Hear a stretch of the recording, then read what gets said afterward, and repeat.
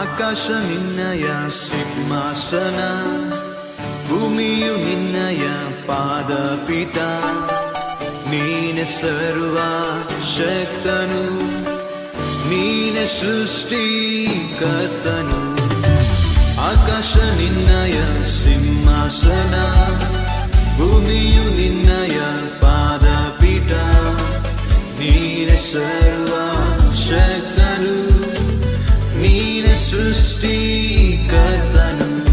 ನಾನಿನ್ನಾರಾಧಿಸುವೆ, ನಾನಿನ್ನಾರಾಧಿಸುವೆ, ನಾನಿನ್ನಾರಾಧಿಸುವೆ, ನಾನಿನ್ನಾರಾಧಿಸುವೆ.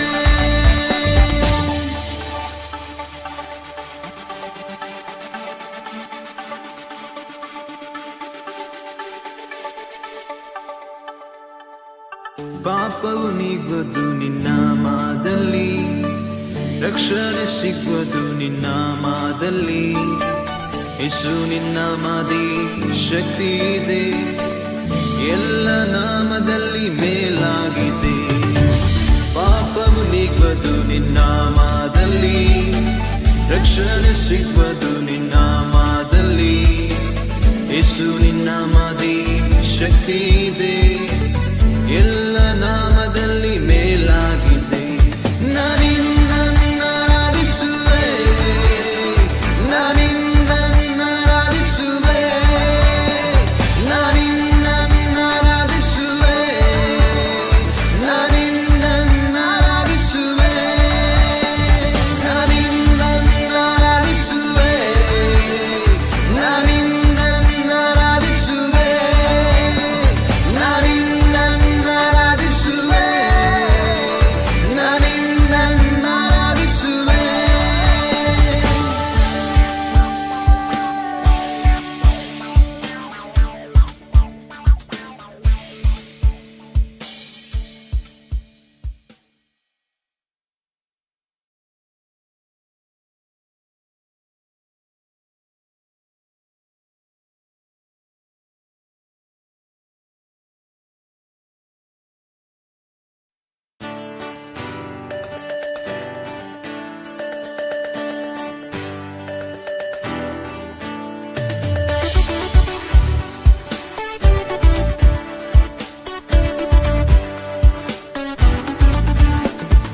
ಮಹಿಮೆಯುಳ್ಳ ದೇವನಿನೇ, ಘನತೆಯುಳ್ಳ ರಾಜನಿನೇ, ಪ್ರಭಾವವುಳ್ಳ ಮಹತ್ವವುಳ್ಳ ದೇವ ನಿನ್ನ ಸ್ತುತಿಪೇ. ಪ್ರಭಾವವುಳ್ಳ ಮಹತ್ವವುಳ್ಳ ದೇವ ನಿನ್ನ ಸ್ತುತಿಪೇ. ನಾನಿನ್ನಾರಾಧಿಸುವೆ, ನಾನಿನ್ನಾರಾಧಿಸುವೆ, ನಾನಿನ್ನಾರಾಧಿಸುವೆ, ನಾನಿನ್ನಾರಾಧಿಸುವೆ.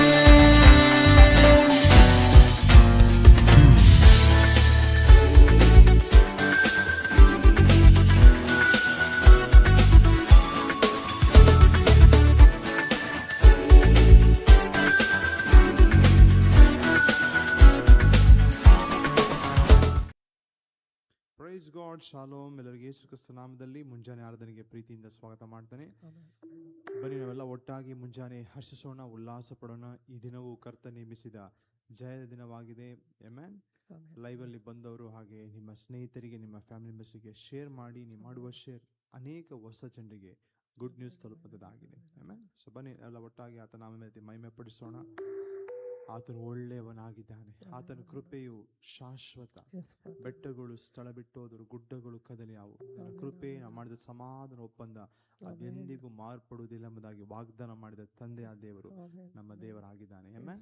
ಸೊ ನಾವೆಲ್ಲ ಒಟ್ಟಾಗಿ ಆತನ ನಾಮವನ್ನು ಘನಪಡಿಸೋಣ. Thank you father. ಒಳ್ಳೆಯವನೇ ಆರಾಧಿಸ್ತೇವೆ, ಒಳ್ಳೆಯ ತಂದೆ ಆಗಿದೆಯಾ. Exalt your name, Jesus. ದೇವರು ನನಗೆ ಆಶ್ರಯ ದುರ್ಗ, ಸಂಕಟದಲ್ಲಿ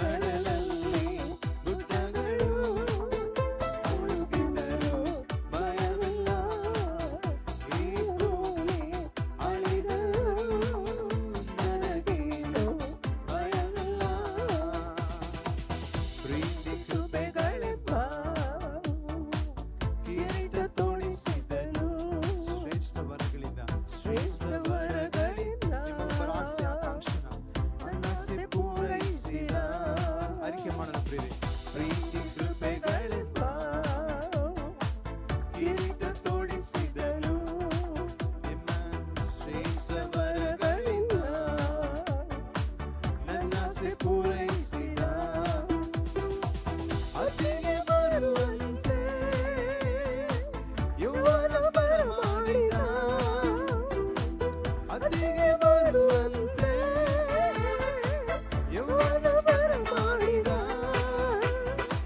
ಯೌವನ ಬರಮಾಡಿದ ದೇವರು ನನಗೆ ಆಶ್ರಯದುರ್ಗ ಸಂಕಟದಲ್ಲಿ ಸಿದ್ಧ ಸಹಾಯಕ ಕಡಲಲ್ಲಿ ಕಡಗಳು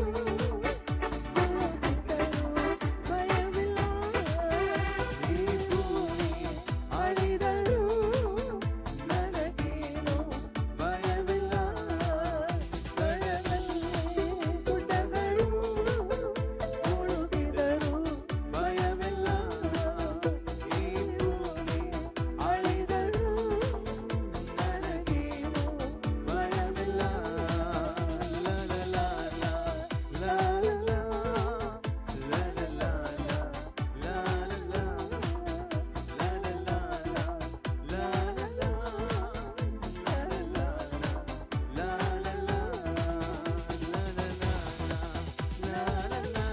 We worship you, Father.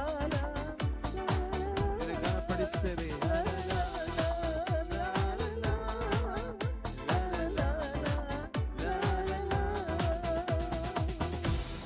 Thank you lord. ಒಳ್ಳೆ ತಂದೆ, ನಿನ್ನ ಆರಾಧಿಸ್ತೇವೆ. ಇದುವರೆಗೂ ನಮ್ಮನ್ನು ಅದ್ಭುತ ರೀತಿಯಲ್ಲಿ ನಡೆಸಿದ್ಯಾ. ನಿನ್ನ ಕೃಪೆಗಾಗಿ ಸ್ತೋತ್ರ. Thank you, Holy Spirit of God. We love you, Father. We exalt your name. Thank you, Holy Spirit of God. ನಮ್ಮ ಕೊಂಬನ ಕಾಡು ಕೋಣದ ಕೊಂಬಿನಂತೆ ಎತ್ತಿದಿ, ಚೈತನ್ಯ ತಲೆಯನ್ನು ಅಭಿಷೇಕಿಸಿದೆ, ಅದಕ್ಕಾಗಿ ಸ್ತೋತ್ರ. Thank you father. Thank you Holi spirit of God. ಬನ್ನಿ, ಇರುವಂಥ ಸ್ಥಳದಲ್ಲಿ ನಾವು ಆತನ ಆರಾಧಿಸೋಣ. Is worthy. ಆತ ನಮ್ಮ ಆರಾಧನೆಗೆ ಯೋಗ್ಯನಾಗಿದ್ದಾನೆ. ನಿನ್ನ ಹಾಗೆ ಯಾರೂ ಇಲ್ಲ. ನಿನ್ನ ಪ್ರೀತಿ ಅಪಾರವಾದದ್ದು, ನಿನ್ನ ಪ್ರೀತಿ ದೊಡ್ಡದು. We love you, Jesus. We exalt your name, Jesus. Oh, we worship you, Lord.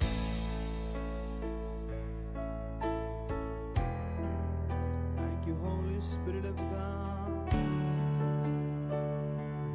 Oh, yes.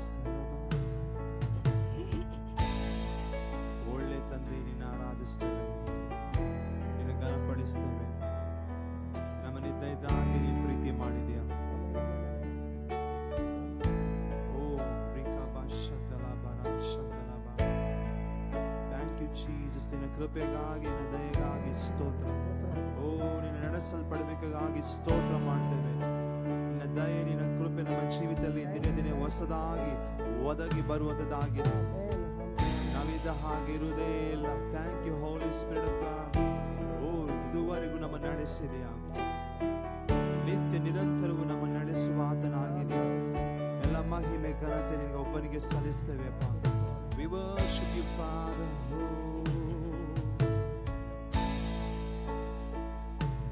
ಯೇಸುವೇ, ಯೇಸುವೇ, ಯೇಸುವೇ, ಯೇಸುವೇ,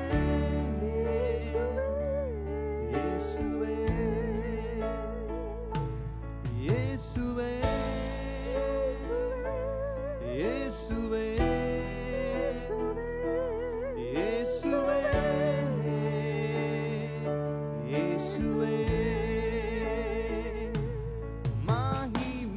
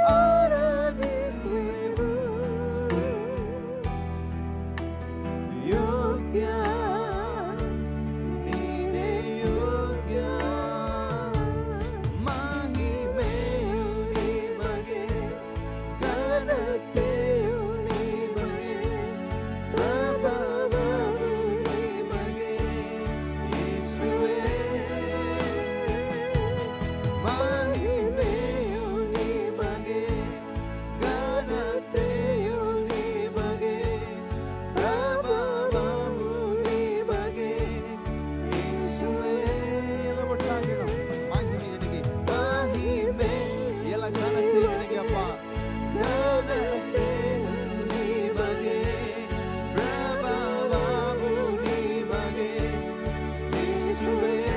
ಎಲ್ಲ ಮಹಿಮೆ ನಿನಗೆ, ಎಲ್ಲ ಮಹಿಮೆಯು ನಿಮಗೆ, ಘನತೆಯು ನಿಮಗೆ, ಪ್ರಭಾವವು ನಿಮಗೆ ಯೇಸುವೇ. ಯೇಸುವೇ, ಯೇಸುವೇ, ಯೇಸುವೇ,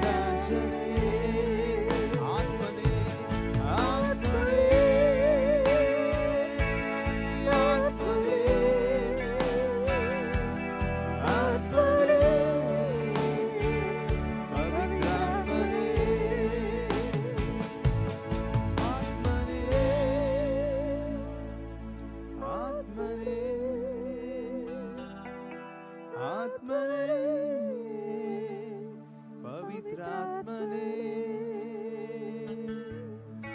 ಆತ್ಮನೇ, ಆತ್ಮನೇ, Spirit of God, ಆತ್ಮನೇ,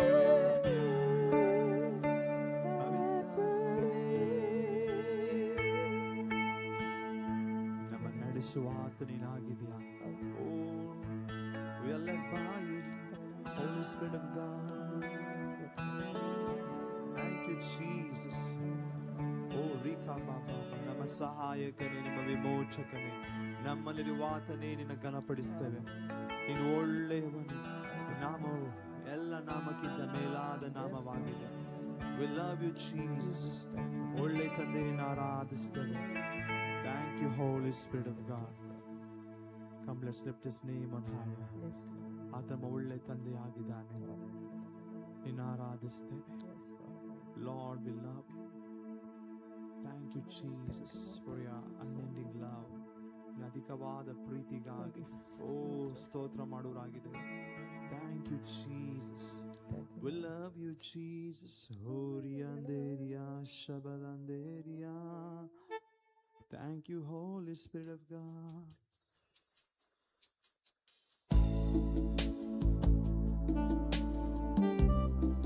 Thank you, Jesus.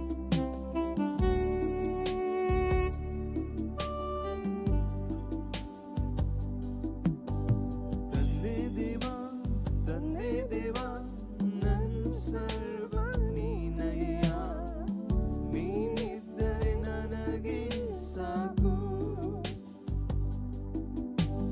Tanne deva, nan sarva neenayya, neeniddare nanage saaku. Nana priyane, nana pranave, ನಿನ್ನಾರಾಧಿಸುವೆ. ನನ್ನ ಜೀವವೇ, ನನ್ನ ಸ್ನೇಹವೇ, ನಿನ್ನಾರಾಧಿಸುವೆ. ನನ್ನ ಪ್ರಿಯರೇ, ನನ್ನ ಪ್ರಾಣವೇ, ನಿನ್ನ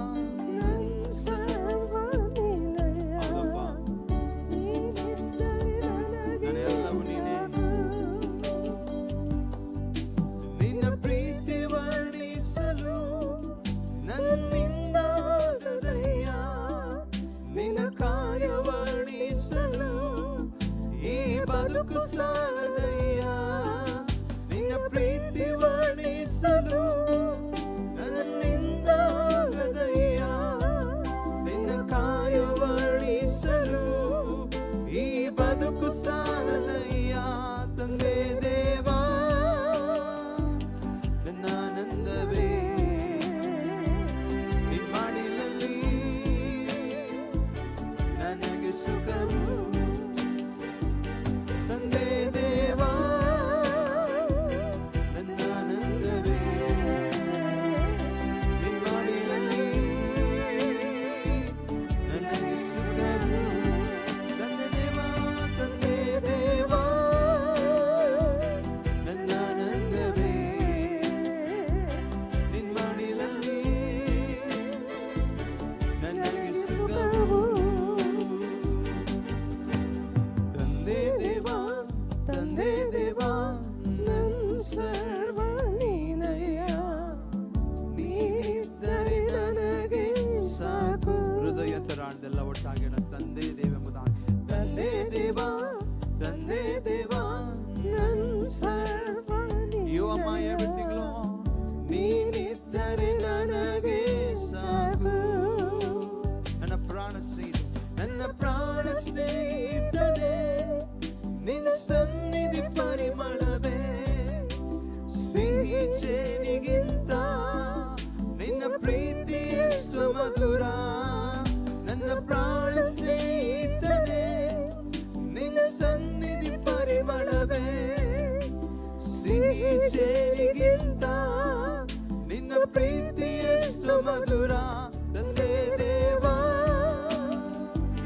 ನನ್ನ ಆನಂದವೇ ನಿಮ್ಮಡಿಲಲ್ಲಿ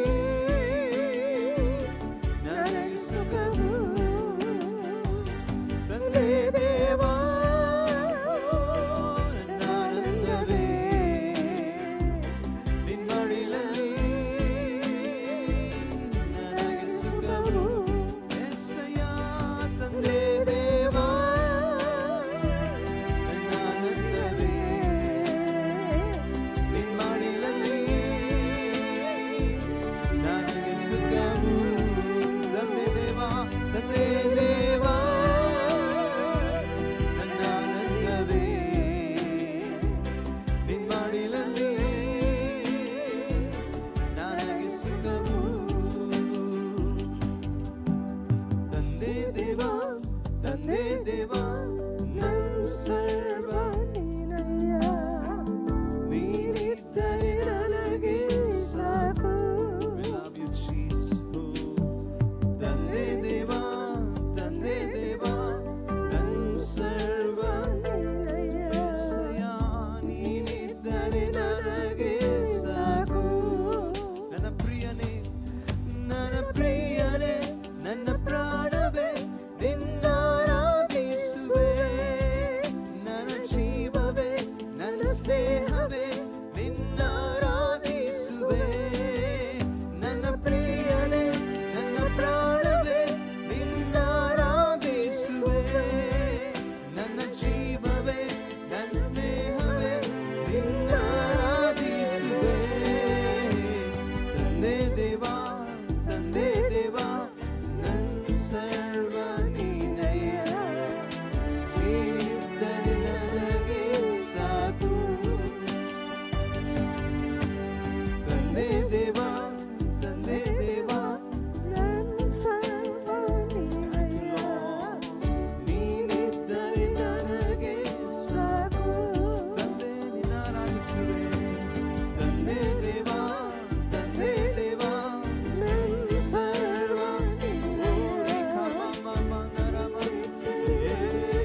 worship you, Jesus.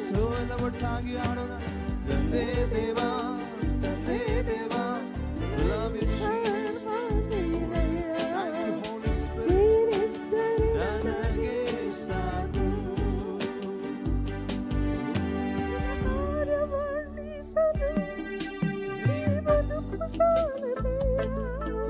ನಿನ್ನ ಪ್ರೀತಿ ವರ್ಣಿಸಲು ಈ ಬದುಕು ಸಾಲದಯ್ಯ, ನಿನ್ನ ಪ್ರೀತಿ ವರ್ಣಿಸಲು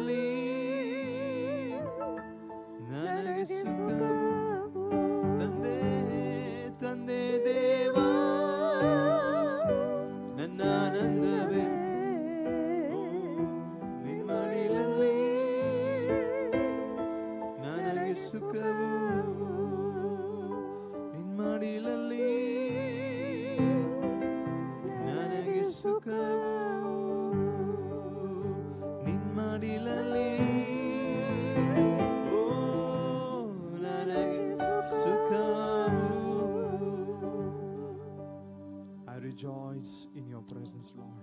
ಹೌದಪ್ಪ, ನಿನ್ನ ಸಮ್ಮುಖದಲ್ಲಿ ನಾವು ಹರ್ಷಿಸ್ತೇವೆ, ಉಲ್ಲಾಸ ಪಡ್ತೇವೆ. ಓ ನಿತ್ಯ ನಿತ್ಯಕ್ಕೂ ನಿನ್ನ ಸಂತೋಷವನ್ನ, ನಿನ್ನ ಸಮಾಧಾನವನ್ನು ನಮ್ಮ ಜೀವಿತದಲ್ಲಿ ಕೊಟ್ಟಿದ್ದೆ, ಅದಕ್ಕಾಗಿ ಸ್ತೋತ್ರ. ಓ ನೀ ನಮಗೆ ಜೀವ ಮಾರ್ಗವನ್ನು ತಿಳಿಯಪಡಿಸಿದೆಯಲ್ಲಪ್ಪ.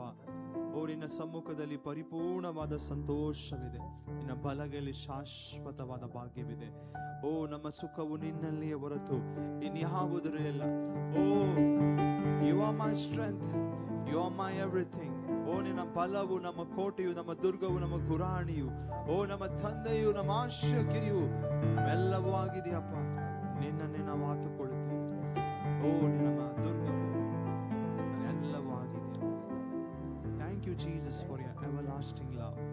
ಓ ನಿನ್ನ ದೈವಿಕವಾದ ಅಗಾಪೆ ಪ್ರೀತಿಗಾಗಿ ಸ್ತೋತ್ರ ಮಾಡ್ತೇವೆ. Thank you Lord. ಈ ಮುಂಜಾನೆಯಲ್ಲಿ ಅಪ್ಪ ಸ್ತುತಿ ಆರಾಧನೆಯಲ್ಲಿ ಮಹಿಮೊಂದಕ್ಕಾಗಿ ಸ್ತೋತ್ರ. ನಮ್ಮೊಟ್ಟಿಗೆ ಸೇರಿ ಆರಾಧಿಸುವಂತಹ ಪ್ರತಿಯೊಬ್ಬರನ್ನ ಪ್ರಶಕ್ತಿಯಲ್ಲಿ ಮರೆಯ ಮಾಡ್ತಾನೆ. ಯಾರು ಯಾವ ಸ್ಥಳದಿಂದ ನೋಡ್ತಾ ಇದ್ದಾರೆ, ಪ್ರತಿಯೊಬ್ಬರ ಜೀವಿತದಲ್ಲಿ ಕರ್ತನೆ ದೈವಿಕವಾದ ಕೃಪೆ ಅವರ ಜೀವಿತದಲ್ಲಿ ಪ್ರಕಟವಾಗಲಿ. ಈ ಮಕ್ಕಳ ವಿರುದ್ಧವಾಗಿ ಎತ್ತಲ್ಪಟ್ಟಂತ ವೈರಿಯ ಸಮಸ್ತ ಬಲವನ್ನ ಯೇಸು ಕ್ರಿಸ್ತ ನಾಮದಲ್ಲಿ ಮುರಿದು ನಾಶಪಡಿಸ್ತಾನೆ. ನಿನ್ನ ಉದ್ದೇಶನ ಪ್ಲಾನ್ ಅವರ ಜೀವಿತದಲ್ಲಿ ನೆರವೇರಲಿ ಎಂಬುದಾಗಿ ಡಿಕ್ಲೇರ್ ಮಾಡ್ತಾನೆ. ಕರ್ತನೆ, ಯಾರು ಬಲದಲ್ಲಿದ್ದಾರೆ, ಅಸ್ವಸ್ಥರಾಗಿದ್ದಾರೆ, ನಿನ್ನ ಪಾಸುಂಡೆಯಿಂದ ಗುಣವಾಯಿತು ವಚನ ಮೇರೆಗೆ ಸ್ವಸ್ಥತೆಯನ್ನ ಡಿಕ್ಲೇರ್ ಮಾಡ್ತಾನೆ. ತಲೆಯಿಂದ ಪಾದದಿಂದ ಬಲದಿಂದ ಕಮಾಂಡ್ ಮಾಡ್ತಾನೆ, ಯೇಸು ನಾಮದ ಬಿಟ್ಟು ಹೊರಗೆ ಬಾ ಎಂಬುದಾಗಿ. ಐ ಸ್ಪೀಕ್ ಲೈಫ್, ಜೀವವನ್ನ ಯೇಸು ನಾಮದಲ್ಲಿ ನಾನು ಡಿಕ್ಲೇರ್ ಮಾಡೋಣ. ಸ್ವಸ್ಥಪಡಿಸಲಿಕ್ಕಾಗಿ ಸ್ತೋತ್ರ. Thank you father. ಎಲ್ಲ ಮಹಿಮೆ, ಎಲ್ಲ ಘನತೆ, ಎಲ್ಲ ಪ್ರಭಾವ ಒಬ್ಬನಿಗೆ ಸಲ್ಲಿಸ್ತೇವೆ. ಮುಂದಿನ ಸಮಯದಲ್ಲಿ ವಾಕ್ಯದ ಮೂಲಕವಾಗಿ ಪ್ರತಿಯೊಬ್ಬರ ಜೊತೆಲಿ ಮಾತನಾಡು, ಪ್ರತಿಯೊಬ್ಬನ ಕಂಫರ್ಟ್ ಮಾಡು. ಓ ಪ್ರತಿಯೊಬ್ಬರ ಆತ್ಮಿಕ ಕಣ್ಣುಗಳು ತೆರೆಯಲ್ಪಡಲಿ, ಬೆಳಗಲ್ಪಡಲಿ. ಎಲ್ಲ ಮಹಿಮೆ, ಎಲ್ಲ ಘನತೆ ಒಬ್ಬನಿಗೆ ಸಲ್ಲಿಸ್ತೇವೆ. ನಜರೇತಿನ ಯೇಸು ಕ್ರಿಸ್ತನ ಬಿಡು ತಂದೆ ಆದೇವರೇ, ಆಮೆನ್. Praise God. ಪ್ರಿಯರೇ, ಹಾಗೆ ಲೈವಲ್ಲಿರಿ. ಇನ್ನು ಕೆಲ ಕ್ಷಣದಲ್ಲಿ ಮಟ್ಟಿಗೆ ಪೂರ್ಣ ಕನೆಕ್ಟ್ ಆಗ್ತೇವೆ. You are blessed.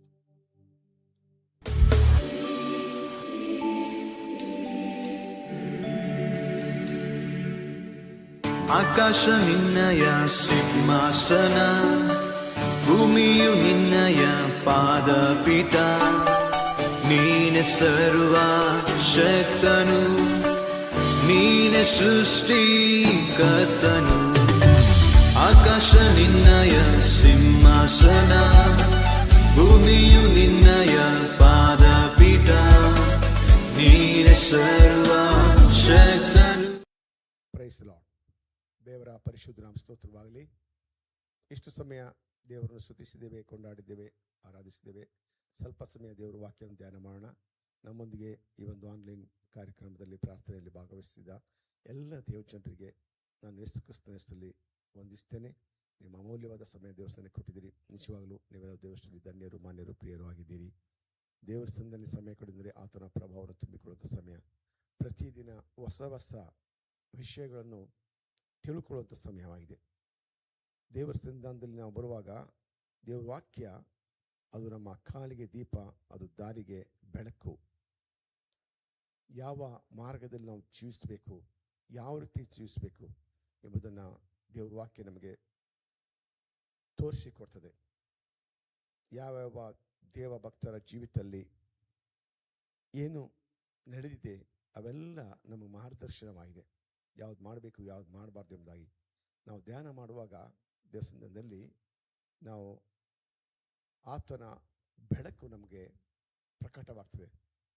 ದೇವರ ವಾಕ್ಯದ ವಿವರಣೆಯು ಯುಕ್ತಿಹೀನರಿಗೆ ಜ್ಞಾನೋದಯದ ಬೆಳಕು ಅಂತ ದೇವರ ವಾಕ್ಯ ಬರೆಯಪಟ್ಟಿದೆ. ಪರಲೋಕದ ಜ್ಞಾನ ನಮಗೆ ತಿಳಿಲಿಕ್ಕೆ ಸಾಧ್ಯ ಉಂಟು ಏನು. ಆದ್ದರಿಂದ ಪ್ರತಿನಿತ್ಯವೂ ಸಹ ನಾವು ದೇವರ ವಾಕ್ಯ ಧ್ಯಾನ ಮಾಡೋದು ಬಹಳ ಮುಖ್ಯ, ಪ್ರತಿಯೊಬ್ಬ ವಿಶ್ವಾಸಿ.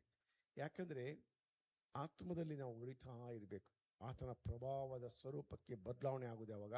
ಆತ್ಮದಲ್ಲಿ ಉರಿತಿರುವಾಗ ಮಾತ್ರ. ಯಾವತ್ತೋ ಒಂದಿನ ಬಂದು ಹೋದ್ವಿ ಅದಲ್ಲ, ಪ್ರತಿನಿತ್ಯ ದೇವಸ್ಥಾನದಲ್ಲಿ ಇರಬೇಕು. ವೈಯಕ್ತಿಕವಾದ ಪ್ರಾರ್ಥನೆ ದೇವಸ್ಥಾನದಲ್ಲಿ ಇರಬೇಕು ನಾವು. ಆಗ ನಾವು ಉರಿತಾ ಇರಲಿಕ್ಕೆ ಸಾಧ್ಯ. ಅನೇಕ ಜನರಿಗೆ ಬೆಳಕು ತೋರಿಸ್ಲಿಕ್ಕೆ ಸಾಧ್ಯ. ಕತ್ತಲಿರುವ ಜನರಿಗೆ ಎಲ್ಲಿ ಹೋಗಬೇಕು, ಏನು ಮಾಡಬೇಕಂತ ಗೊತ್ತಿಲ್ಲದ ಜನರಿಗೆ ಬೆಳಕು ತೋರಿಸ್ಲಿಕ್ಕೆ ಸಾಧ್ಯ. ಕಷ್ಟ ಸಂಕಟದಲ್ಲಿರುವ ಜನರಿಗೆ ಸುವಾರ್ತೆ ಸಾರುವ ಮೂಲಕ ಅವರ ಜೀವಿತಗಳು ಬದಲಾವಣೆ ಆಗ್ತದೆ, ಬಿಡುಗಡೆ ಉಂಟಾಗ್ತದೆ, ಸ್ವಸ್ಥತೆ ಉಂಟಾಗ್ತದೆ. ಅದಾಗಬೇಕಾದ್ರೆ ನಮ್ಮಲ್ಲಿ ದೇವರ ಪ್ರಭಾವ ತುಂಬಿದ್ರೆ ಮಾತ್ರ ನಾವು ಮಾಡಲಿಕ್ಕೆ ಸಾಧ್ಯ. ನೀವು ಬಲವನ್ನು ಹೊಂದಿ ಯೂದಾಯದಲ್ಲಿಯೂ ಸಮಾರ್ಯದಲ್ಲಿಯೂ ಭೂಲೋಕದ ಕಟ್ಟ ಕಡೆಗೆ ಹೋಗಿ ಸುವಾರ್ತೆ ಸಾರ್ರಿ ಎಂಬುದಾಗಿ ಬಲ ಹೊಂದಬೇಕು ನಾವು. ದೇವ್ರ ವಾಕ್ಯ ಧ್ಯಾನ ಮಾಡ್ಬೇಕಾದ್ರೆ ಬಲ ಹೊಂದಲಿಕ್ಕೆ ಸಾಧ್ಯ. ದೇವ್ರ ವಾಕ್ಯ ನಮ್ಮನ್ನು ನಡೆಸುವುದಾಗಿದೆ. ಒಮ್ಮೆ ಪೌಲನು ಸುವಾರ್ತೆ ಸಾರ್ತಾ ಅಥೇನೆ ಎಂಬ ಪಟ್ಟಣಕ್ಕೆ ಬರ್ತಾನೆ. ಅಥೇನೆ ಎಂಬ ಪಟ್ಟಣಕ್ಕೆ ಬರುವಾಗ ಬೇರೆ ಬೇರೆ ಕಡೆ ಅವನಿಗೆ ಅನೇಕ ಕಡೆ ಥೆಸಲೋನಿಕದಲ್ಲಿ ತೊಂದರೆ ಆಯಿತು, ಅಲ್ಲಿ ಹಿಂಸೆ ಪಡಿಸಿದರು, ಅಲ್ಲಿಂದ ಅವರು ಬೇರೆ ಕಡೆ ಬಂದ. ಹಾಗೆ ಅಥೇನೆ ಎಂಬ ಪಟ್ಟಣಕ್ಕೆ ಬರ್ತಾನೆ. ಅಥೆನ್ಸ್ ಅಂದಿದೆಯಲ್ಲ, ಒಲಿಂಪಿಕ್ಸ್ನಲ್ಲಿ ಬಹಳ ಫೇಮಸ್ ಪಟ್ಟಣ.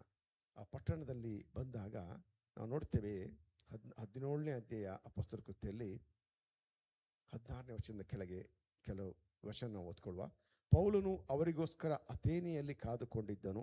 ಅಂದರೆ ಶೀಲ ಮತ್ತು ಇವರಿಗೋಸ್ಕರ ಅಲ್ಲಿ ಕಾಯ್ತಾ ಇದ್ದ. ಅವರಿಗೋಸ್ಕರ ಅಥೇನೆಯದಲ್ಲಿ ಕಾದುಕೊಂಡಿರುವಾಗ ಆ ಪಟ್ಟಣದಲ್ಲಿ ಎಲ್ಲೆಲ್ಲಿಯೂ ವಿಗ್ರಹಗಳೇ ಇರುವುದನ್ನು ನೋಡಿ ಅವರ ಮನಸ್ಸಿನೊಳಗೆ ಕುದಿಯಿತು. ಆ ಪಟ್ಟಣದಲ್ಲಿರುವ ಜನರು ಬಹಳ ದೇವಭಕ್ತರಾಗಿದ್ದರು. ಅಥೇನ್ಸ್ ಪಟ್ಟಣದವರು ಎಲ್ಲೂ ನೋಡಿದ್ರು ವಿಗ್ರಹಗಳನ್ನಿಟ್ಟು ಆರಾಧನೆ ಮಾಡ್ತಾ ಇದ್ರು. ಅದು ನೋಡುವಾಗ ಪೌಲನ ಮನಸ್ಸು ಕೂದಿತಂತೆ. ಆದುದರಿಂದ ಅವನು ಸಭಾಮಂದಿರದಲ್ಲಿ ಯಹೂದ್ಯರ ಮತ್ತು ಯಹೂದ್ಯ ಮತಾವಲಂಬಿಗಳ ಸಂಗಡ ಪ್ರತಿದಿನವೂ ಪೇಟೆಯಲ್ಲಿ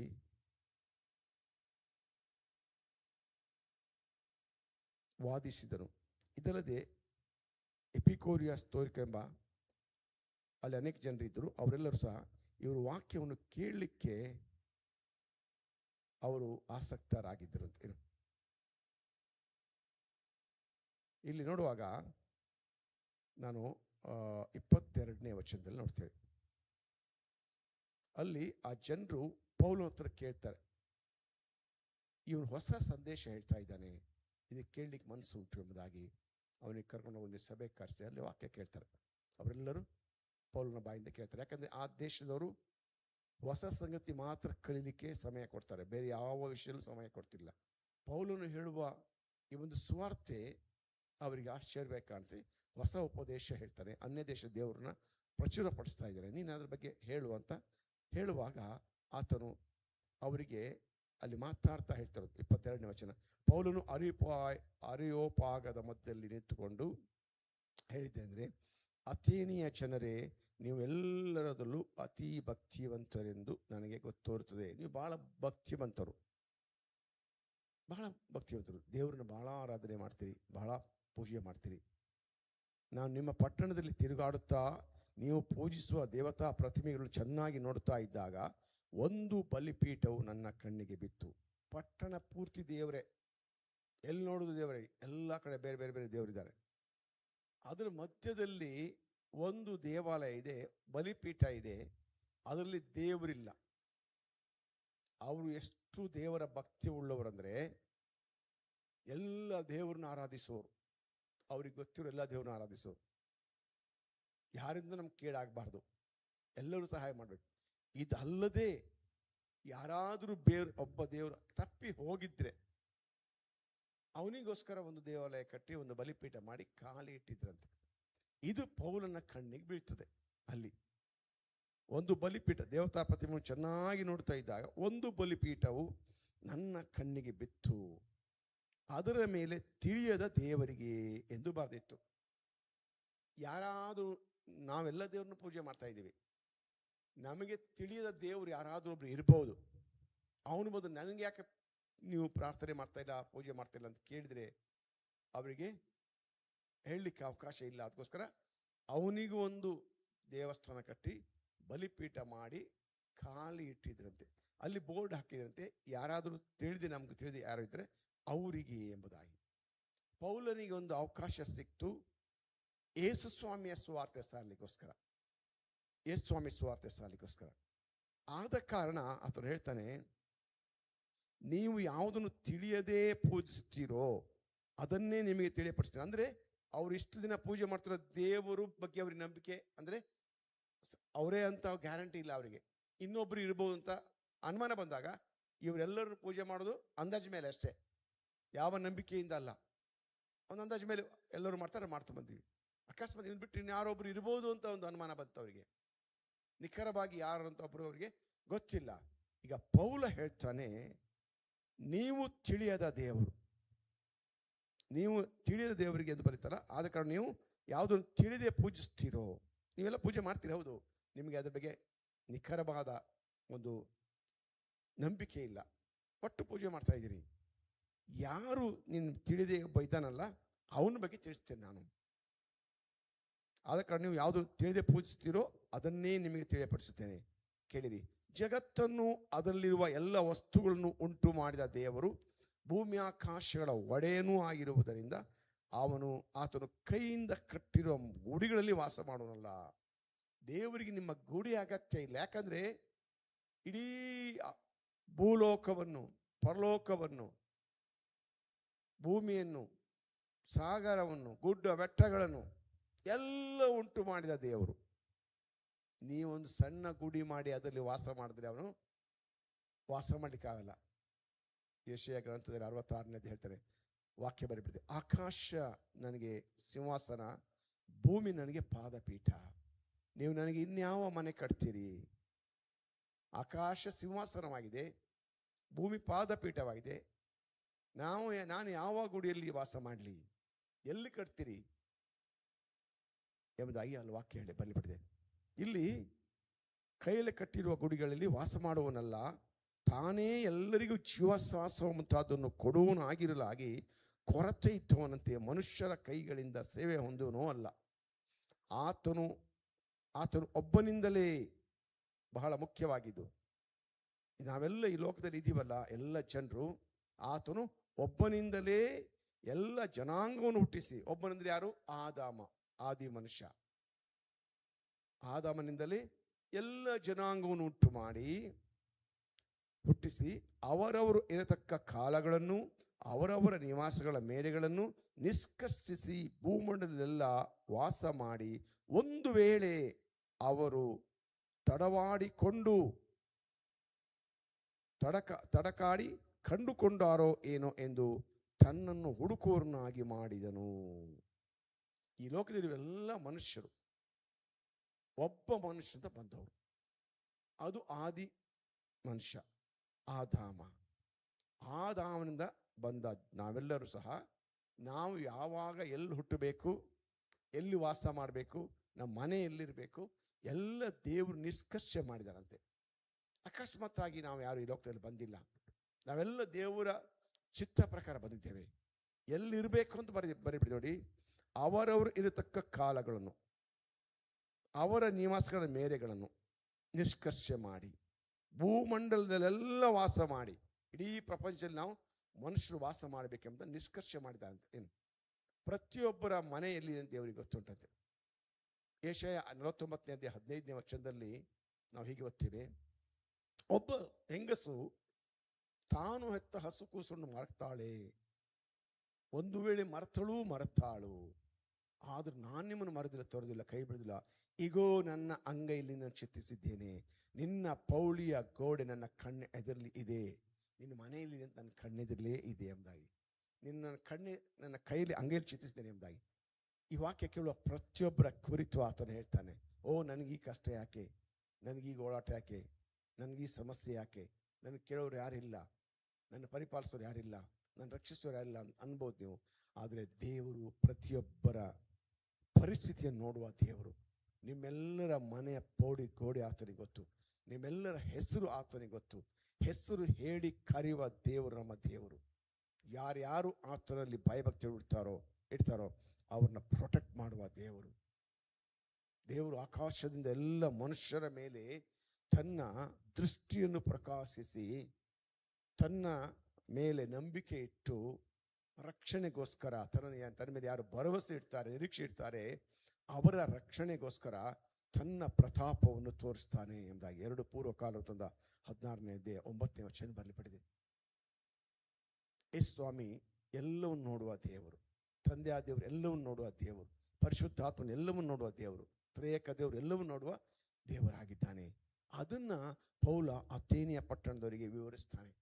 ಅಥೇನಿಯ ಪಟ್ಟಣದವರಿಗೆ ಒಬ್ಬನಿಂದಲೇ ಎಲ್ಲಾ ಜನಾಂಗವನ್ನು ಉಂಟು ಮಾಡಿ ಅವರವರು ಇರತಕ್ಕ ಮೇರೆಗಳನ್ನು, ಅವರ ವಾಸುವ ಸ್ಥಳಗಳನ್ನು ನಿಷ್ಕರ್ಷೆ ಮಾಡಿ ಅವರು ತಡಕಾಡಿಕೊಂಡು ತನ್ನನ್ನು ಕಂಡುಕೊಂಡಾರೋ ಎಂಬುದಾಗಿ ತನ್ನನ್ನು ಹುಡುಕೋರೆಯಾಗಿ ಮಾಡಿದ್ದಾನೆ. ಇವತ್ತು ದೇವರಿಗೋಸ್ಕರ ಲೋಕದೆಲ್ಲ ಕಡೆ ಜನ ಹುಡುಕ್ತಾ ಇದ್ದಾರೆ, ಯಾತ್ರೆ ಮಾಡ್ತಾ ಇದ್ದಾರೆ, ಅವ್ರಿಗೆ ಮನಸ್ಸಿಗೆ ಬಂದ ಎಲ್ಲ ಕಾರ್ಯಗಳು ಮಾಡ್ತಾ ಇದ್ದಾರೆ.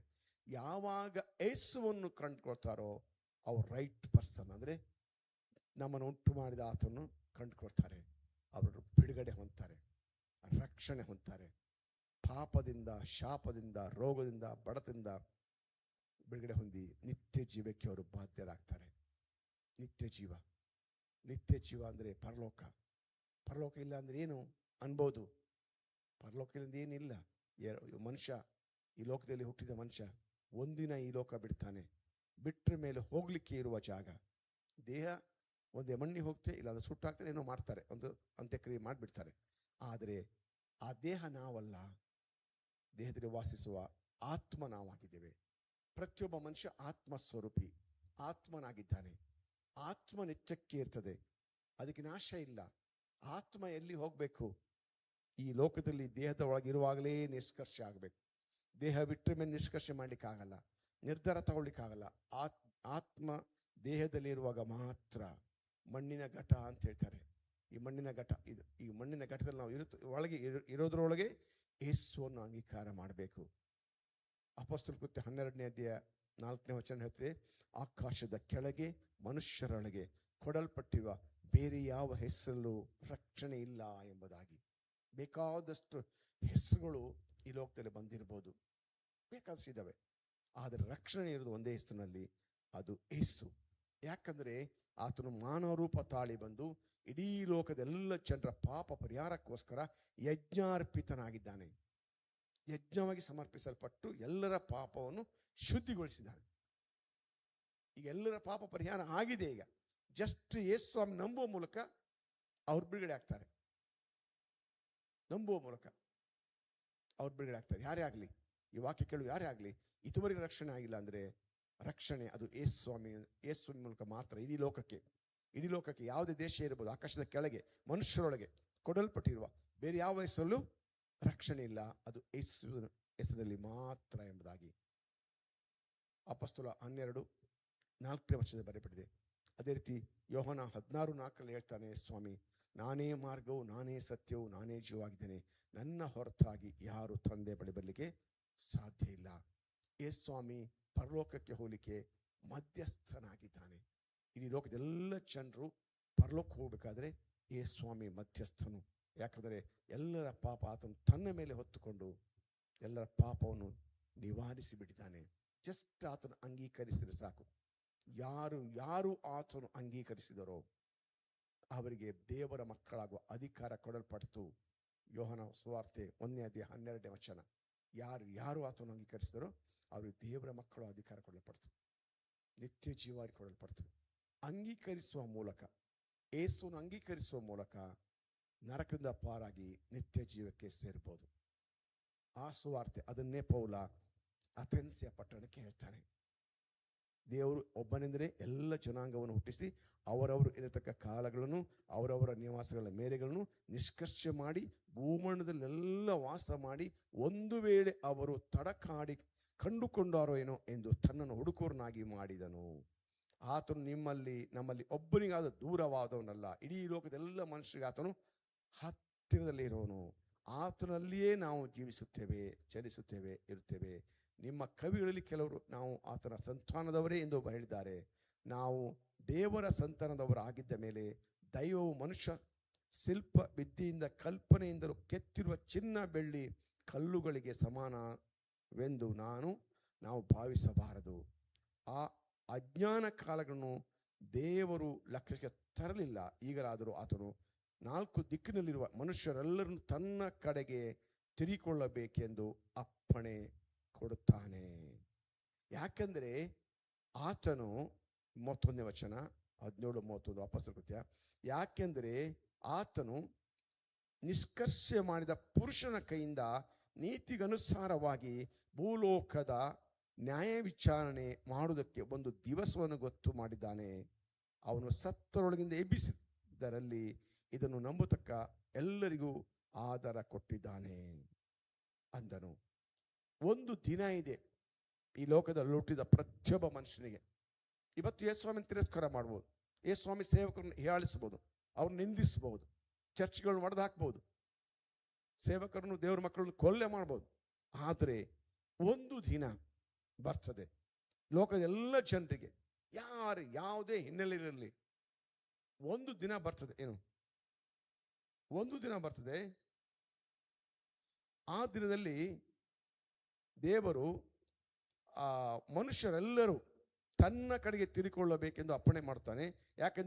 ಯಾಕೆಂದರೆ ಆತನು ನಿಷ್ಕರ್ಷೆ ಮಾಡಿದ ಪುರುಷನ ಕೈಯಿಂದ ನೀತಿಗನುಸಾರವಾಗಿ ಭೂಲೋಕದ ನ್ಯಾಯ ವಿಚಾರಣೆ ಮಾಡುವುದಕ್ಕೆ ಒಂದು ದಿವಸವನ್ನು ಗೊತ್ತು ಮಾಡಿದರೆ, ನ್ಯಾಯ ವಿಚಾರಣೆಯಲ್ಲಿ ಎಲ್ಲರೂ ನಿಲ್ಲಬೇಕು. ಸ್ವಾಮಿ ಮುಂದೆ ಎಲ್ಲರೂ ನಿಲ್ಲಬೇಕು. ಆ ನ್ಯಾಯ ವಿಚಾರಣೆಯಲ್ಲಿ ನಿಲ್ಲುವಾಗ ಯೇಸ್ವಾಮಿ ನಂಬಿದ ಮಕ್ಕಳಾದರೆ ಮಾತ್ರ ಅವರು ರಕ್ಷಣೆ.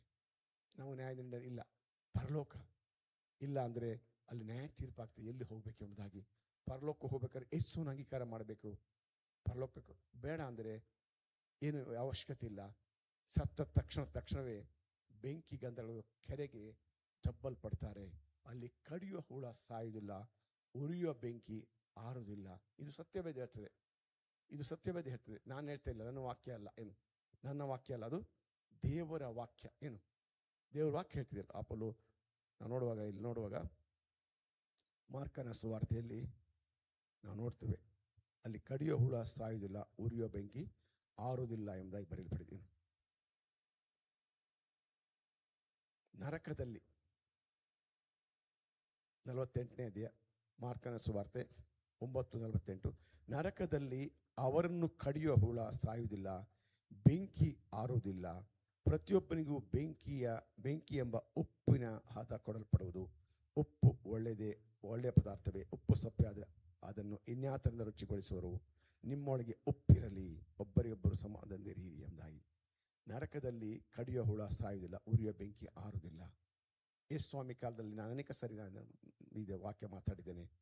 ಯೇಸ್ವಾಮಿ ಇರುವ ಸಮಯದಲ್ಲಿ ನರಕ ಮತ್ತು ಪರಲೋಕದ ಬಗ್ಗೆ ವಾದಗಳಾಗುವಾಗ ಯೇಸ್ವಾಮಿ ಒಂದು ಸಾಮ್ಯ ಅಂದರೆ ಒಂದು ಘಟನೆ ಹೇಳ್ತಾನೆ. ಭೋಗ ಪುರುಷ ಮತ್ತು ಲಾಜರ. ಒಂದು ಊರಲ್ಲಿ ಒಬ್ಬ ಐಶ್ವರ್ಯವಂತನಿದ್ದ ಭೋಗ ಪುರುಷ. ಸಕಲ ಅತಿ ನಯಗಳನ್ನು ಡ್ರೆಸ್ ಹಾಕೊಂಡು ಬೇಕಾದಷ್ಟು ರೀತಿಯಲ್ಲಿ ವಿಲಾಸಿ ಜೀವನ ಮಾಡ್ತಿದ್ದ. ಏನು ಬೇಕಾದರೂ ಆತನು ಮಾಡ್ತಾ ಇದ್ದ. ಆದರೆ ಯಾರಿಗೂ ಒಂದು ಸಹಾಯ ಮಾಡ್ತಿರಲಿಲ್ಲ. ಯಾವ ಬಡವರಿಗೂ ಆತನು ಸಹಾಯ ಮಾಡ್ತಿರಲಿಲ್ಲ. ದೇವರ ಬಗ್ಗೆ ಅವನಿಗೆ ಗಮನನೇ ಇರಲಿಲ್ಲ. ದೇವರ ಬಗ್ಗೆ ಅವನ ಭಕ್ತಿನೇ ಇರಲಿಲ್ಲ. ಅವನಾಯ್ತು, ಅವನ ಜೀವನವಾಯಿತು, ವಿಲಾಸಿ ಜೀವನ ಆಯಿತು, ಎಲ್ಲರಿಂದ ಹೊಗಳಿಕೊಳ್ಳುವ ಕೆಲಸ ಮಾಡ್ಕೊಂಡಿದ್ದ ಭೋಗ ಪುರುಷ ಅಂತ ನಾವು ನೋಡ್ತೇವೆ. ಲೂಕನ ಸುವಾರ್ತೆ 16ನೇ ಅಧ್ಯಾಯದಲ್ಲಿ ಇವನ ಕುರಿತು ಬರೆಯಲ್ಪಟ್ಟಿದೆ. ಯೇಸ್ವಾಮಿ ಯಾಕೆ ಹೇಳ್ತಾನೆ ಈ ಘಟನೆ ಅಂದರೆ, ಅಲ್ಲಿ ಪರಲೋಕದ ಬಗ್ಗೆ ನರಕದ ಬಗ್ಗೆ ಹೇಳುವಾಗ ನರಕ ಇಲ್ಲ ಪರಲೋಕ ಇಲ್ಲ ಅನ್ನುವ ಮಾತು ಬಂದಾಗ ಈ ಒಂದು ಘಟನೆ ಅಂದರೆ ನೋಡಿ ಹೇಳ್ತಾರೆ ಯೇಸ್ವಾಮಿ. ಯೇಸ್ವಾಮಿಗೆ ಈ ಪರಲೋಕನೂ ಕಾಣುತ್ತೆ, ನರಕವನ್ನು ಕಾಣುತ್ತೆ. ಏನು ನರಕವನ್ನು ಪಾತಾಳನೂ ಕಾಣುತ್ತೆ. ಇಲ್ಲಿ ನೋಡ್ತೇವೆ 19ನೇ ವಚನ 16ನೇ ಅಧ್ಯಾಯದಲ್ಲಿ, ಐಶ್ವರ್ಯವಂತನಾದ ಒಬ್ಬ ಮನುಷ್ಯನಿದ್ದನು. ಅವನು ಸಕಲಾತಿನಯವಾದ ನಾರುಮಡಿ ಮುಂತಾದ ವಸ್ತ್ರಗಳನ್ನು ಧರಿಸಿಕೊಂಡು ಪ್ರತಿನಿತ್ಯ ವೈಭವದೊಡನೆ ಸುಖ ಸಂತೋಷ ಪಡ್ತಾ, ಯಾವಾಗಲೂ ಸುಖ ಸಂತೋಷ ಪಡ್ತಾ ಇದ್ದ. ಅವನ ಮನೆ ಬಾಗಿಲು ಲಾಜರನೆಂಬ ಒಬ್ಬ ಭಿಕ್ಷುಗಾರ ಬಿದ್ದುಕೊಂಡಿದ್ದನು. ಇವನು ಮೈ ತುಂಬ ಹುಣ್ಣೆದ್ದವನು. ಐಶ್ವರ್ಯವಂತನ ಮೇಜಿನ ಮೇಲೆ ಬಿದ್ದ ಎಂಜಲನ್ನು ತಿಂದು ಹಸಿವು ತೀರಿಸಿಕೊಳ್ಬೇಕೆಂದಿದ್ದನು. ಇಷ್ಟು ಮಾತ್ರವಲ್ಲದೆ ನಾಯಿಗಳು ಸಹ ಬಂದು ಅವನ ಹುಣ್ಣು ನೆಕ್ಕುತ್ತಿದ್ದವು. ಹೀಗಿರಲಿ ಸ್ವಲ್ಪ ಕಾಲದ ಮೇಲೆ ಭಿಕ್ಷುಗಾರನು ಸತ್ತನು. ದೇವದೂತರು ಅವನು ತೆಗೆದುಕೊಂಡು ಅಬ್ರಹಾಮನ ಎದೆಗೆ ಒರಗಿಸಿದರು. ಐಶ್ವರ್ಯವಂತನು ಸಹ ಸತ್ತನು. ಅವನಿಗೆ ಉತ್ತರ ಕ್ರಿಯೆಗಳು ಆದವು. ಅವನು ಪಾತಾಳದೊಳಗೆ ಯಾತನೆ ಪಡುತ್ತಾ ಇರುವಲ್ಲಿ ಕಣ್ಣೆತ್ತಿ ದೂರದಲ್ಲಿ ಅಬ್ರಹಾಮನ ಎದೆಗೆ ಒರಗಿಕೊಂಡಿದ್ದ ಲಾಜರ್ ನೋಡಿ, ತಂದೆಯೇ ಅಬ್ರಹಾಮನೇ, ನನ್ನ ಮೇಲೆ ದಯವಿಟ್ಟು ಲಾಜರನ್ನು ಕಳಿಸು. ಅವನು ತುದಿ ಬೆರಳನ್ನು ನೀರಿನಲ್ಲಿ ಅದ್ದಿ ನನ್ನ ನಾಲಿಗೆಯನ್ನು ತಣ್ಣಗೆ ಮಾಡಲಿ, ಈ ಉರಿಯಲ್ಲಿ ಸಂಕಟ ಪಡುತ್ತೇನೆ ಎಂದು ಕೂಗಿ ಹೇಳಿದನು. ಇಬ್ಬರು ವಿಷಯದಲ್ಲಿ ಯೇಸ್ವಾಮಿ ಅಲ್ಲಿ ಘಟನೆಯನ್ನು ನೋಡಿ ಹೇಳ್ತಾನೆ. ಭಿಕ್ಷುಗಾರ ಲಾಜರ ಭೋಗ ಪುರುಷನ ಮನೆ ಎದುರಿಗೆ ಬಿದ್ದುಕೊಂಡಿದ್ದ. ಅವನಿಗೆ ಊಟಕ್ಕಿಲ್ಲ, ಅವನಿಗೆ ಅನಾರೋಗ್ಯ ಇದೆ, ಗಾಯ ಆಗಿದೆ, ಹುಣ್ಣಾಗಿದೆ, ಟ್ರೀಟ್ಮೆಂಟ್ ಮಾಡೋರು ಯಾರಿಲ್ಲ, ನಿರ್ಗತಿಕ. ಈ ಐಶ್ವರ್ಯವಂತ ಅವನ ಮನೆಯಲ್ಲಿ ಅವನಿಗೆ ಮನೆ ಎದುರಿಗೆ ಹೋದರೂ ಸಹ ಅವನು ಆರೈಕೆ ಮಾಡಲಿಕ್ಕೆ ಯಾರಿಗೂ ಹೇಳಿಲ್ಲ, ಹೋಗಲಿ ಊಟ ಕೊಡಲಿಲ್ಲ. ಮನೆಯಲ್ಲಿ ತಿಂದು ಬಿದ್ದು ಎಸೆಯುವ ಕಸ ಮುಸ್ರೆ ಊಟ ಇದೆಯಲ್ಲ, ನಾಯಿಗಳಾಗ್ತಲ್ಲ, ನಾಯಿಗಳು ಹಾಕೋದನ್ನು ತಿಂತಿದ್ದ. ನಾಯಿಗಳು ಅವು ತಿಂತಿದ್ದು, ಇವನು ತಿಂತಿದ್ದ. ಆ ನಾಯಿಗಳು ಇವನ ಗಾಯವನ್ನು ನೆಕ್ತಿದ್ವಂತೆ. ಸತ್ರು ಕೂಡಲೇ, ಲಾಜರ ಒಂದಿನ ಸತ್ತ ಕೂಡಲೇ ದೇವದೂತರು ಅವನನ್ನು ತೆಗೆದುಕೊಂಡು ಅಬ್ರಹಾಮನ ಎದೆಗೆ ಒರಗಿಸಿದರು. ಪರದೇಶದಲ್ಲಿ ಅಬ್ರಹಾಮನ ಎದೆಗೆ ಒರಗಿಸಿದರು. ಅವನ ಕಣ್ಣೀರು ನೀಗಿತ್ತು, ಅವನ ಕಷ್ಟ ಕೊನೆ ಆಯಿತು. ಆತನು ನೆಮ್ಮದಿಯ ಸ್ಥಳಕ್ಕೆ ಹೋದ. ಪರದೇಶ ಅಂದರೆ ಪರಲೋಕ ಅಲ್ಲ, ಪರಲೋಕಕ್ಕೆ ಹೋಗಿದ್ದು ಮೊದಲು ಇರುವಂಥ ಸ್ಥಳ, ಈಗ ಅಲ್ಲ, ಮೊದಲು. ಯೇಸುಸ್ವಾಮಿ ಕಲ್ವಾರಿಗೆ ಪ್ರಾಣ ಕೊಡೋಕ್ಕಿಂತ ಮೊದಲು, ಆವಾಗ ಹಳೆ ಒಡಂಬಡಿಕೆಯಲ್ಲಿದ್ದ ಎಲ್ಲ ಭಕ್ತರು ಅಲ್ಲಿದ್ದರು. ಸತ್ತ ನಂತರವೆಲ್ಲರೂ ಪಿತೃಗಳೇ ಸೇರಿದ ಬರೀಲ್ಪಟ್ಟಿದ್ದಲ್ಲ. ಪಿತೃ ಅಂದರೆ ಆದಾಮನ ಹಿಡಿದು ಎಲ್ಲರೂ ಅಲ್ಲಿದ್ದರು. ಯಾರು ದೇವರ ಭಯಭಕ್ತಿ ಇದ್ದಾರೋ ಎಲ್ಲರೂ ಅಲ್ಲಿದ್ದರು. ಅಲ್ಲಿ ಯಾತನೆ ಇಲ್ಲ, ಅಲ್ಲಿ ವಿಶ್ರಾಂತಿಯ ಸ್ಥಳ, ಪ್ಯಾರಡೈಸ್. ಬಹಳ ಒಳ್ಳೆಯ ಸ್ಥಳ ಅದು. ಪರಲೋಕ ಅಲ್ಲ, ಪ್ಯಾರಡೈಸ್. ಅಲ್ಲಿ ಗೋಳಾಟ ಕಣ್ಣೀರು ಏನಿಲ್ಲ, ಸಂತೋಷವಿರೋ ಸ್ಥಳ. ಅಲ್ಲಿ ಹೋಗ್ತಾನೆ ಭಿಕ್ಷುಕರ. ಇಲ್ಲಿ ದಿನಾಲು ಭೋಗ ಜೀವನ ಮಾಡ್ತಾ ಇರುವ, ವಿಲಾಸಿ ಜೀವನ ಮಾಡ್ತಿರುವ ಐಶ್ವರ್ಯನು ಸತ್ತ. ಯಾಕಂದರೆ ಈ ಲೋಕದಲ್ಲಿ ಬರೋರು ಎಲ್ಲ ಜನರು ಒಂದಿನ ಜೀವ ಬಿಡಲೇಬೇಕು, ಪ್ರಾಣ ಬಿಡಲೇಬೇಕು. 100%. ಎಷ್ಟೇ ದೊಡ್ಡ ಐಶ್ವರ್ಯ ಇರಲಿ, ಅವನ ಹತ್ರ ಎಷ್ಟೇ ದಿನ ಡಾಕ್ಟ್ರನ್ನ ಮನೆಯಲ್ಲಿ ಇಟ್ಕೊಳ್ಳಿಕ್ಕೆ ಅವಕಾಶ ಇರ್ಬೋದು, ಬೇಕಾದಷ್ಟು ಒಂದೊಂದು ದೇಹಕ್ಕೆ ಒಂದೊಂದು ಭಾಗಕ್ಕೊಬ್ಬ ಡಾಕ್ಟ್ರ್ ಇಟ್ಕೊಳ್ಬೋದು. ಏನು ಅವನು ಉಳಿಸೋಕ್ಕೆ ಸಾಧ್ಯ ಇಲ್ಲ. ಎಷ್ಟೇ ಡಾಕ್ಟ್ರು ಸಹ ಒಂದಿನ ಉಸಿರು ಬಿಡುವಾಗ ಹೋಗಲೇಬೇಕಾಗ್ತದೆ. ಇವನು ಒಂದಿನ ಸತ್ತ ಕೂಡಲೇ ಅವನಿಗೆ ಉತ್ತರ ಕ್ರಿಯೆ ಮಾಡಿದರು, ಎಲ್ಲ ಮಾಡಿದರು. ಆದರೆ ಅವನು ಹೋಗಿದ್ದಲ್ಲಿ ನರಕ, ಬೆಂಕಿಗಂಧಗಳು ನರಕ. ನರಕದಲ್ಲಿ ಒದ್ದಾಡ್ತಾ ಇದ್ದಾನೆ, ಉರಿತಾ ಇದ್ದಾನೆ. ಆಗ ಕಣ್ಣೆತ್ತಿ ನೋಡುವಾಗ ಪರದೇಶದಲ್ಲಿರುವ ಅಬ್ರಹಾಮನ ಎದೆಗೆ ಅವನ ಮನೆಯಲ್ಲಿ ಮುಂದೆ ಇದ್ದ ಲಾಜರ ಭಿಕ್ಷುಗಾರನ ನೋಡ್ತಾನೆ. ಭಿಕ್ಷುಗಾರ ನೋಡಿದ ಕೂಡಲೇ ಅಲ್ಲಿಯೂ ಸಹ ಅಬ್ರಹಾಮನಿಗೆ ಕೇಳ್ತಾನೆ, ಭಿಕ್ಷುಗಾರನ ಇಲ್ಲಿ ಕಳಿಸು ಅಂತ. ಇಲ್ಲಿ ಕಳಿಸು, ಸ್ವಲ್ಪ ನೀರು ತಗೊಂಡ್ಬರಲಿ, ನನ್ನ ನಾಲಿಗೆ ತಣ್ಣಗೆ ಮಾಡಲಿ ಎಂಬುದಾಗಿ. ಅಂಥ ಪರಿಸ್ಥಿತಿ ಅದು ನರಕ. ಇದು ಯಾರಿಗೂ ಬೇಡ. ಅದು ಪಿಶಾಚನಿಗಾಗಿ ಉಂಟು ಮಾಡಿದ್ದು, ಮನುಷ್ಯರಿಗಲ್ಲ. ಒಬ್ಬ ಮನುಷ್ಯರಾದರೂ ಅಲ್ಲಿ ಹೋಗಬಾರ್ದು. ಅದಕ್ಕೋಸ್ಕರ ಸುವಾರ್ತೆ ಇಡೀ ಪ್ರಪಂಚದಲ್ಲಿ ಕಷ್ಟ, ಸಂಕಟ, ಹಿಂಸೆ ತಾಳ್ಕೊಂಡು ಸುವಾರ್ತೆ ಸಾರುವ ಉದ್ದೇಶ ಅದು. ಜನ ಜಾಸ್ತಿ ಮಾಡಲಿಕ್ಕಲ್ಲ. ಮನುಷ್ಯರು ಒಬ್ಬರಾದರೂ ನರಕಕ್ಕೆ ಹೋಗಬಾರ್ದು, ಎಲ್ಲರೂ ನಿತ್ಯ ಜೀವದಲ್ಲಿ ಪರಲೋಕದಲ್ಲಿರಬೇಕು. ಆ ಉದ್ದೇಶದಿಂದ ಸುವಾರ್ತೆ ಸಾರ್ತಾರೆ. ಅನೇಕ ಸೇವಕರು ಪ್ರಾಣ ಕೊಡ್ತಾ ಇದ್ದಾರೆ, ಜನರು ನಾಶವಾಗಿ ಹೋಗಬಾರ್ದು ಎಂಬುದಾಗಿ.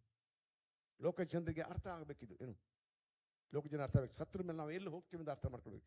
ಜೀವ ಇರುವಾಗ ಮಾತ್ರ ನಿರ್ಣಯ ಮಾಡ್ಲಿಕ್ಕೆ ಸಾಧ್ಯ, ಆಮೇಲೆ ನಿರ್ಣಯ ಮಾಡಲಿಕ್ಕೆ ಅವಕಾಶ ಇಲ್ಲ. ಸತ್ರ ಮೇಲೆ ಅವಕಾಶ ಇಲ್ಲ. ಇವನು ಸತ್ತ, ಯಾರೋ ಭೋಗ ಪುರುಷ ನರಕದಲ್ಲಿ ಬಿದ್ದಾನೆ, ಒದ್ದಾಡ್ತಿದ್ದಾನೆ. ಅಬ್ರಹಾಮ ತಂದೆಗೆ ಕರೀತಿದ್ದಾನೆ, ಅವನಿಗೆ ಕಾಣ್ತಂತಲ್ಲಿ. ಏನು ಕರೆಯುವಾಗ ಲಾಜರನ್ನ ಕಳಿಸು, ಕಿರಿ ಬೆರಳಲ್ಲಿ ನೀರು ತಣ್ಣಗೆ ಮಾಡಿ ನನ್ನ ನಾಲಿಗೆ ತಣ್ಣಗೆ ಮಾಡಲಿ ಎಂಬುದಾಗಿ. ಅಬ್ರಹಾಮ ಹೇಳ್ತಾನೆ, ಲಾಜರ್ನ ಅಲ್ಲಿ ಕಳಿಸ್ಲಿಕ್ಕೆ ಆಗೋದಿಲ್ಲ, ನಮಗೂ ನೀವು ಮಧ್ಯೆ ದೊಡ್ಡ ಒಂದು ಡಂಗೂರ ಇದೆ, ಅವ್ರನ್ನ ಕಳಿಸ್ಲಿಕ್ಕಾಗಲ್ಲ. ನಾವು ಅಲ್ಲಿ ಬರ್ಲಿಕ್ಕಾಗಲ್ಲ, ನೀನು ಇಲ್ಲಿ ಬರ್ಲಿಕ್ಕಾಗಲ್ಲ. ಒಂದ್ಸರಿ ಸತ್ರ ಮೇಲೆ ನರಕದಿಂದ ಯಾರು ಚೇಂಜ್ ಆಗ್ಲಿಕ್ಕಾಗಲ್ಲ, ಪರಲೋಕದಿಂದ ಯಾರು ಚೇಂಜ್ ಆಗ್ಲಿಕ್ಕಾಗಲ್ಲ. ಅವ್ರವ್ರು ಎಲ್ಲಿ ಹೋಗ್ಬೇಕಂತ ನಿರ್ಧಾರ ಆಗೋದು ಪರಲೋಕದಲ್ಲಿ, ಅಂದರೆ ಭೂಲೋಕದಲ್ಲಿ ಇರುವಾಗ ಯೇಸುವನ್ನು ಅಂಗೀಕಾರ ಮಾಡಬೇಕು. ಇರುವಾಗ ಅಂಗೀಕಾರ ಮಾಡಬೇಕು. ಈ ಭೋಗ ಪುರುಷ ಏನು ಮಾಡ್ಲಿಕ್ಕಾಗಿಲ್ಲ, ಊರಿಗೆ ಕಳಿಸು. ಹಾಗಾದರೆ ಲಾಜರ್ನ ಊರಿಗೆ ಕಳಿಸು. ನನಗೆ 5 ಜನ ಅಣ್ಣ ತಗೊಂಬಂದಿದ್ದಾರೆ, ಅವ್ರು ಸಹ ಇಲ್ಲಿಗೆ ಬರ್ತಾರೆ, ನರಕಕ್ಕೆ ಬರ್ತಾರೆ.